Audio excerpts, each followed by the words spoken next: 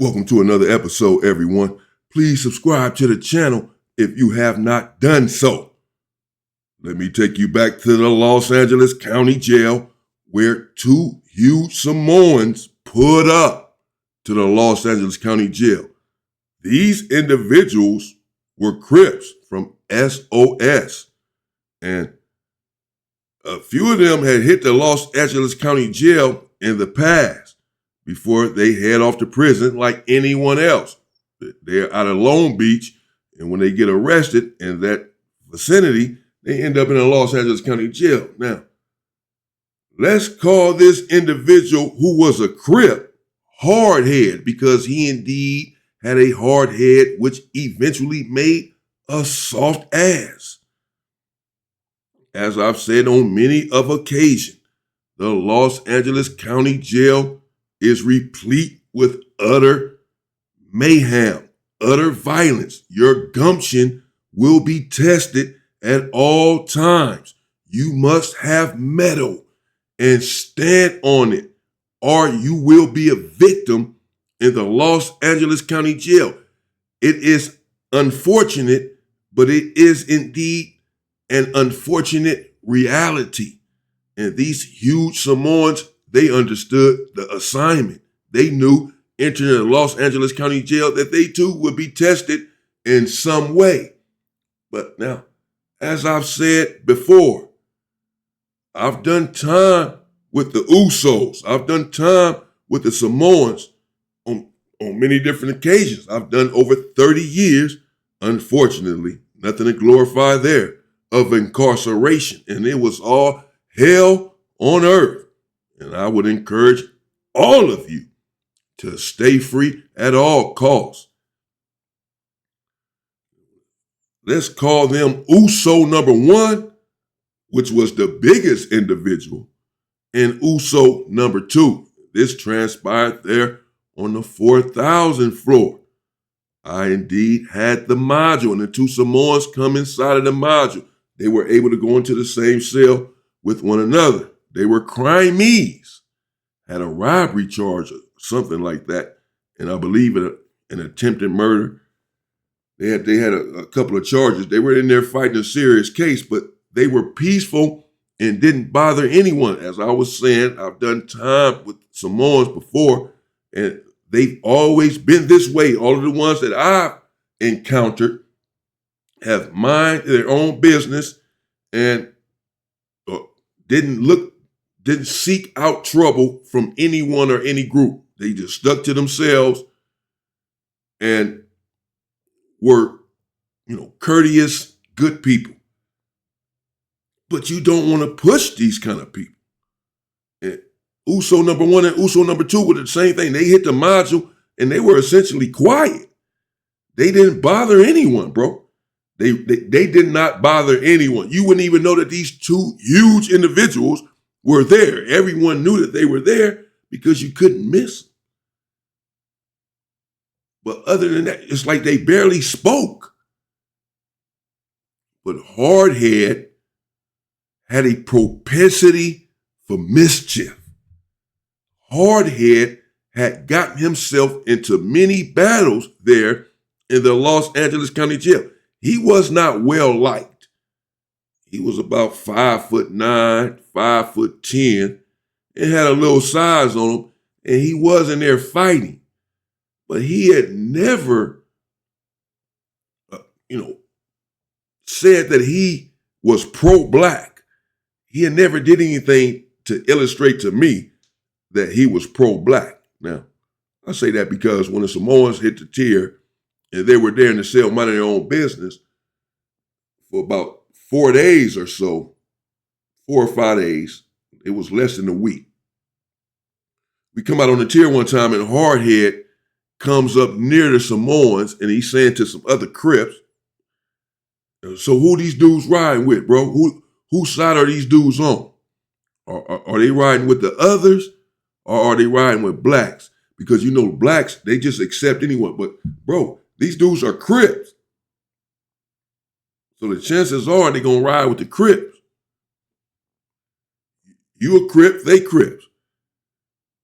And this is what was brought to him. He like, nah, but I'm saying, as far as the, it's real racial in here, bro. We all know this. As far as the race thing is concerned, we understand the gang thing. They gonna ride with the Crips. They had the Crips back. But as far as the race thing is concerned, who are these individuals riding with? Am I wrong for asking that question? Well, yeah, bro, because they've already said that they Crips. They are Crips. They have the Crips back there riding with the Keyways. They're riding with the Crips. They've made this explicitly clear. And so you pressing this issue is really just escalating a situation that's not even there. Since when have you cared about black people anyway, or the black, you in here punching on all black people, punching on all black men? At this time, there were a lot of brothers who were conscious, black conscious. They can talk to you about Black history books, which books to read and why to read them, and they can sit and talk to you for hours about Black history. And these were some proud individuals. But Hardhead was not of that ilk. He was not one of these. He was young and wild and just steeped in the gang banging culture. Cared nothing about the black culture that I had seen. At any rate, all of a sudden he does care about the black community inside of the Los Angeles County Jail, and he's asking these Samoans, or at least to where he's not asking them directly at this point. He's talking to some other brothers that are Crips, and he's asking them, but he's making sure the Samoans can hear him. Who are these dudes riding with? Well, just ask them then. And so they see what's going on, the Samoans. They just look at him. They don't even say nothing. Still, like I said, they real quiet. They just say not one word to this dude. They just let him pop it, running off at the mouth. They go on about their business. A couple of days later, a similar incident happens right there inside of the day room. The Samoans are sitting down, playing cards or dominoes or whatever with the brothers. But Hardhead wants to know, who are these? Bro, it's only a couple of Asians there or whatever. So when you say who are they riding with the others, meaning Asians, Chinese, whatever, the other card, the other group, or are they riding with the brothers? Most of the time, the others ride with the brothers anyway. I mean, it's like, and this is not prison.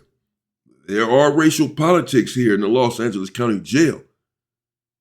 In fact, the racial politics beset the Los Angeles County Jail. Nevertheless, these individuals have clarified their position. They've made it abundantly clear whose side they're on. They said they're riding with the blacks. They riding with the Crips. They riding with the blacks. That's not enough for Hardhead. He wants to push the issue, bro. He wants to hear them say, we're with the brothers. We with you, bro. We with the brothers. For whatever reason, I don't know. He's pressing this, though. He really is. Now, at this point, the Samoans tell him, now they're speaking. And they tell him, man, watch out, bro, back up. You know what I'm saying? Like, what are you talking about? What are you on, man? Why are you trying to start trouble? These are some big dudes, but they're very humble. I'm serious. They were humble in the beginning. And Hardhead, he basically like, what you gonna do about it? I'm like, man, this dude think he got a lot of backup in here. I guess he think all the blacks are gonna ride with him against the Samoans. Nevertheless, I'm telling the brothers, I am. I told them, bro, when they get this dude, stand down. Because he's inciting this. He's bothering these individuals. They're not bothering him. They've already made their positions explicitly clear. Nevertheless, he wants to continue to press some ghost-like issue There's nothing there. What is he doing? Y'all get y'all boy. But again, this individual has a proclivity to live life on the edge. He was not well liked for this reason. Just wants to bother people. You're not that big. You can't be a bully. You damn sure are nowhere near the size of these Samoans. These individuals are monstrous. Like pretty much everyone I've ever met. Uso number 1 and Uso number 2 really did not want any problems. They understood that Hardhead was a Crip. They didn't want to come in there getting involved in any of that. And they were not asking for any trouble. I can say that. I can vouch for that, bro. They were minding their business. And then the Crips even begin to say, bro, Hardhead, you on your own. And they let the Samoans know essentially, bro, because the Samoans, they basically like telling the Crips, like, bro, what's up, man? Like, we Crips, homie, we with y'all. Why this dude tripping on us? Get your boy. We ain't no cowards. Get your boy, man. That's when Hardhead, or what, So the Crips like, man, it's Crip. Y'all Crips, ain't nobody finna turn on y'all. Ain't nobody gonna pack y'all out of none of that for this dude. Y'all one of us. And he on his own. It's Crip on Crip. Whatever happens, basically. Samoan's basically like, all right, man, bet, man, this dude, man. Apparently, it was at that time and in that moment that they had made a plan. They had strategized. They had at least told themselves, I'm surmising here, but based on the following actions, I'm going to deduce that they had told themselves, if this dude says one more thing, it's up. They basically got the go ahead. They basically got the green light, if I'm being honest. It was sanctioned and subscribed to by the rest of the Crips there, the rest of the blacks there. Hey, bro, like I said, I personally told the brother, stand down. And he on his own. He's picking at these individuals, bro. He's trying to bully these big ass dudes. This dude done lost his mind because he think we all about to bag him up because they haven't just come out and said, I guess, to his liking, we are with the brothers. We're going to die for the brothers. They have made their positions clear, though. However, it's not enough for him. A couple of days later, they hit all of the cell doors for whatever reason. Day room, church, the roof, yard time, rec time. And when we come out, Hardhead, the Samoans are up towards the front in the cells. Hardhead is more towards the back, but somehow, per normal, he done found his way all the way to the front. Where the Samoans are at. Just asking for trouble, just irking these individuals, just bothering them, just frustrating them. He's frustrating me. Because I don't understand his angle. I don't understand what he's doing here. Nevertheless, okay, fine. Here he comes, Hardhead. Pouncing up the T. He bumps into Uso number 2. It was deliberate. Basically said, so what's up, man? What y'all gonna do? Not saying what y'all gonna do as in, like, I just bumped into you. What you gonna do about it? He's saying, so what y'all gonna do is, are y'all with us? Or y'all riding with he's on this again. Are y'all with the blacks? Or are y'all gonna ride with the others, bro? If a riot happened or whatever, we just need to know where y'all at, man. I don't know why ain't no other blacks asking these questions. Because we already know. We're not pressing this kind of, you tripping. That's why. So he bumps into him. So he's asking basically, so what y'all gonna do? Like, what y'all gonna do, bro? Whose side y'all on? Let it be known right now. What y'all gonna, have y'all thought about it? Have y'all slept on this? is what he's asking when he says, what y'all gonna do? Boom, what y'all gonna do? Until Uso number 2, and Uso number 2 turned around and hit him. Bam! And who knew that a guy that big can be that fast? It was like the speed of light, turned around, bam! With his left, bam! Hardhead just hit the ground like a sack of potatoes. It was over. And Uso got right up on him. Uso number 2 got right up on him. And everybody was just standing right there. We all knew what was coming. You've been asking for this, begging even. He hit the ground, bro. He hit the ground quickly. They had no fight in him. It was over. Bam, hit the ground. And Uso get up on him. Boom, boom, boom. You know, Uso number 1, he didn't get involved. They didn't pack him out. He just looking around, hoping or thinking, or I don't think hoping. Already know nobody's about to jump in and help this dude. We've already said that. Y'all good, bro. Y'all with us. It's all good. And so no one helped this dude. Uso picked him up after he hit him a couple times. Bam, bam, bam. Like the speed of light. Mike Tyson up in that thing. Bam, bam, bam. I'm like, whoa, this dude is fast because he's so big. But he was young. Uso number 2 was younger. Maybe 23, 24 years old. He picked Hardhead up, who's down there on the ground, just shaking his head, trying to come to. Bro, it's all bad. He was looking bad down there, leaking. He was bad. He was in bad shape. Hardhead was in bad shape because he had a hard head. He was in bad shape down there. I promise you, he was in bad shape. But Uso did not let up. A peaceful people, not looking for any trouble.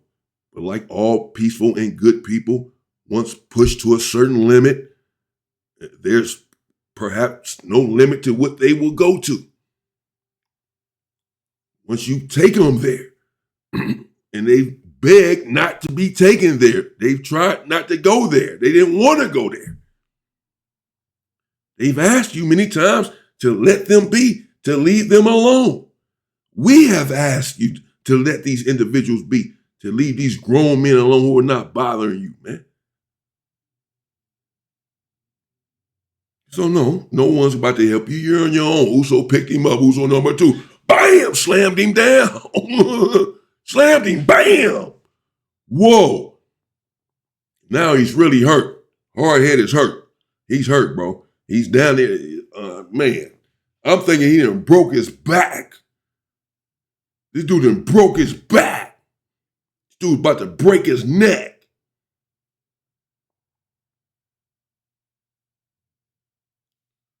And only then did I look at Us, number 1, basically even called his name. Ooh, like get your boy. That's enough. Because it is on my watch. A lot of this blood is going to be on my hands, especially if this dude died. And I wasn't sure because